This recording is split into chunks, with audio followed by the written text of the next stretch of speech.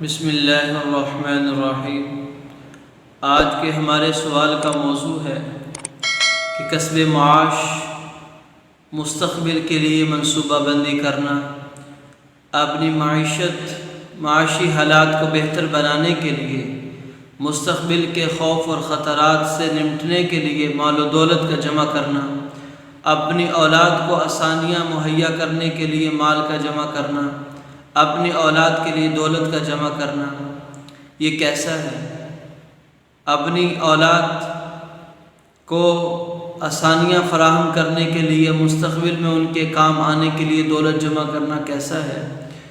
حالانکہ اللہ تعالیٰ خود فرماتے ہیں کہ میں خالق ہوں، میں رازق ہوں، میں نے ہی پیدا کیا، میں نے ہی رزق دینا ہے۔ تو کیا ایک مسلمان مستقبل کے لیے مال و دولت جمع کر سکتا ہے؟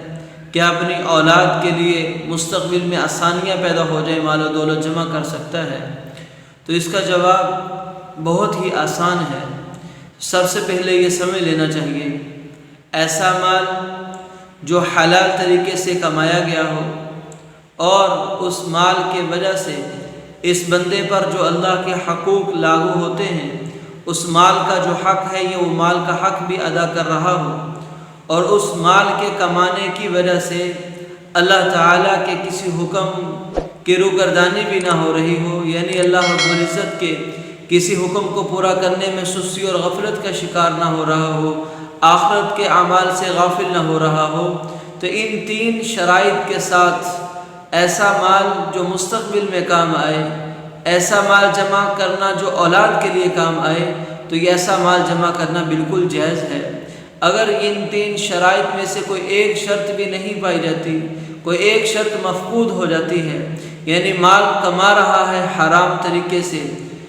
یا پھر مال تو کمایا حلال طریقے سے، لیکن اس مال کا جو حق اللہ نے طے کیا تھا، یعنی زکوٰۃ، یا اس مال کی وجہ سے لوگوں کے یہ حقوق اس کے ساتھ جڑے، یا اس نے اس مال کے ذریعے لوگوں کا حق دبا کر وہ مال جمع کیا، یا پھر اس آدمی نے اس مال کمانے میں اللہ کی نافرمانی کی، اللہ کے حکموں کو پورا نہ کیا، مال کمانے میں اللہ رب العزت کے احکامات اس کی طرف متوجہ تھے، نماز کا حکم تھا، باقی روزے کا حکم تھا، اس نے مال کمانے میں اس قدر لگا کہ اللہ کے احکامات کو چھوڑ دیا، تو ان تینوں شرائط میں سے کوئی ایک شرط بھی نہ پائی جائے گی، تو یہ مال جمع کر کے چھوڑنا اولاد کے لیے